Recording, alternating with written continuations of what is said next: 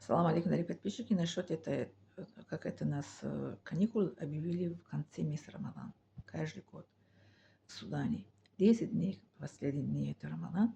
Это все университеты Судана, они как это объявили, это Рамадан, каникулы для Рамадана. Они приходят в мечеть, они тахаджуд там читают, и этиков кто-то хочет сидеть в этой мечети. Потом расширяют это место для женщин, что побольше, потому что в это 10 последних эти 10 дней это Рамадан, женщины больше не приходят, это на тахаджуд, чтобы читать тахаджуд. Потому что тахаджуд очень много сур, они как читают, сейчас я вам это расскажу. Вот весь Рамадан, внутренний намаз таравих, один это раз, это Коран полностью хатм, как это сделали, потому что каждый день в таравих по 1 час это читали Коран, это хафиз Коран, чтец Коран, читали одну эту час Коран, внутренний намаз. 30 дней это будет один этот полностью хатм Коран. А в 10 дней последние в каждый тахаджуду это чтец Коран, хафиз Коран, они читали в каждый тахаджуд по 3 часа Коран. Вот, внутрь намаз 2 хатам у нас получилось. А еще сами это сколько, кто сколько смог, почитали 2 раза, 3 раза вот этот хатам и сделали. Вот.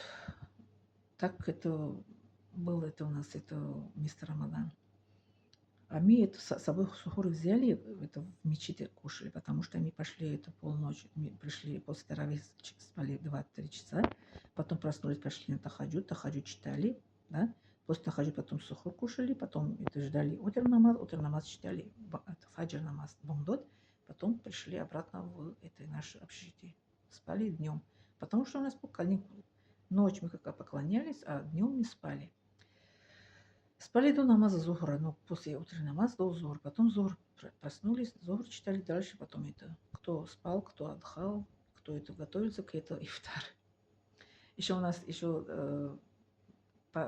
весь Рамадан разделили наши это студенты. Каждый это вечером, каждый день нас это отправляли на это приглашенные ифтары. Ифтар тоже они как пригласили нас каждый раз на ифтарами, как это автобус, это специальный, это наш университет, приезжает, забирает студентки, которые куда их приглашено, они поедут, ифтар, они разговаривают там, это пост, покушать ифтар, и это потом приезжают обратно на таравih. Таравih обязательно мы приехали, читали в нашем мечети, в нашем университете.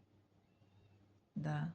Вот я всегда, если кто спрашивает, я говорю, что самые лучшие мои моменты жизни это были в Африке, самые лучшие моменты молодости моей.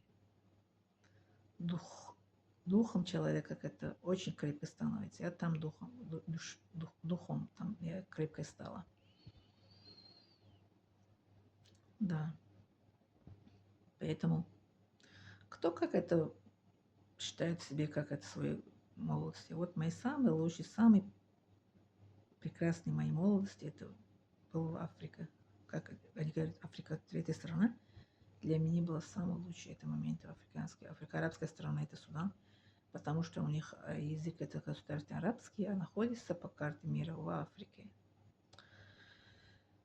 Вот так, дорогие мои подписчики, спасибо за внимание.